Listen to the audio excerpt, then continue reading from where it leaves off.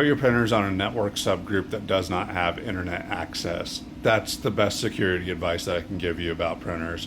Outside of that, if you have something that is like a scanner or whatever, and they're on the desktop, just connect them via USB instead of messing around with the network, or put the scanner on a network that doesn't have, internet access. All right, here's some scary shit about printers that you do not need to be a hacker or an expert in order to exploit.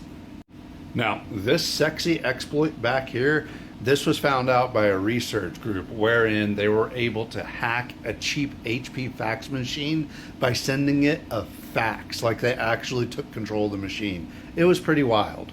All right, I'm not going to waste time going through and showing you the images of all this stuff. Just take my word for this.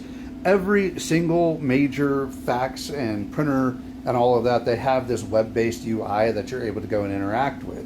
What you guys don't know, and I'm talking to you, the IT professionals, is that every single one of those devices has a back-end web UI too that is found by using a different web address. So like on Kyocera, you type in the IP address of the machine to get there. And if you type in like / I think it's like sysadmin or something like that, you can get to a back end that would allow you to put a separate email server on the machine that does not show up on any of the printed reports. And you're able to take information that is sent to this machine. And it's mostly SNMP information, the basic stuff that you can get if you're just running a default, a network search and like pinging the device, like your toner levels and stuff like that. But if you really know what you're looking for, it's also sending other information such as the serial number, the firmware version, the network information.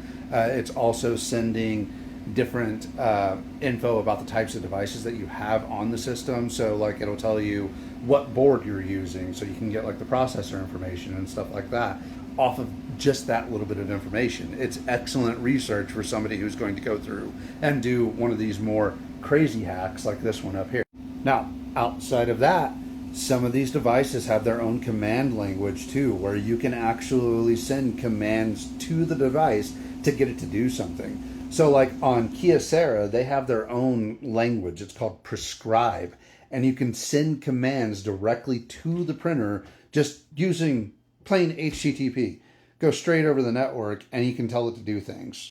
Now, it was mostly used to change settings on the machine, but it was also used to do things like print off special graphs or charts and stuff. Like you can actually draw 2D graphics with it. It's kind of cool. Okay, so that covers like sending out information and just sending codes over to the machine to tell it to change stuff. There's other things that you can do too. So all of them have SMTP servers, right? That they also have the ability to receive emails. So, and mind you, not all of these are programmed the same way. Every single one of them has this feature, but do you know if it's secure? Do I know? Who the fuck knows? That's why my suggestion to most places is that they either have desktop scanners or they have one single MFP, a big one, that is used as a dedicated scanner to get stuff out. And I don't like email scan. I much prefer to scan to a local network, like a file server, if you will. And then you can program a script to have it email out from there. I do it all the time. But as well, I've come across banks where they just had printers that were allowed to just be plugged into the network like nothing. And yeah, most of the time nothing's going to happen for that. You're probably fine. But yeah, you're not. Oh, and I'm not doing this as like a scare tactic for just regular Soho users, like small home office users or small office users. If you're just running a mom and pop shop, or like you have a business where you're dealing with under 50 people or whatever, this isn't a real concern for you. But if you're in like the medical industry, or you're in a financial industry, or you're at a law firm, this is something that you should be worried about. This is the type of concern that you should have. And this is why you should definitely hire an IT professional to manage your crap if you're one of those types of businesses. Oh, and yeah, always change the default password on all of your shit. Dude, I have come across other IT guys in the area who would install a router and they wouldn't change the default password for the admin on the router. And I'm like, what the hell, man? The default password to get into service mode on all Canon copiers is the exact same. And there's two different ones too. It's just 8 numbers that you have to type in order to get into the system.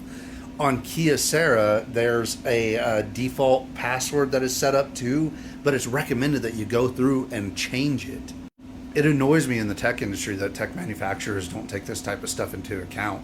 One of the reasons why I like Netgear for their consumer products is that every single router has a different default password, and they write it on the freaking router.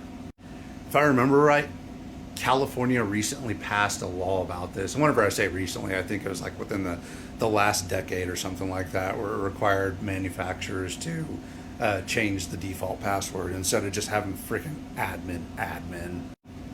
Again, best general security advice I can give about managing printers on their network is to put them on a subnet that doesn't have internet access. And if you don't know what that means, hire a professional to do it for you. I almost forgot this is my business account. Hire me to do that for you.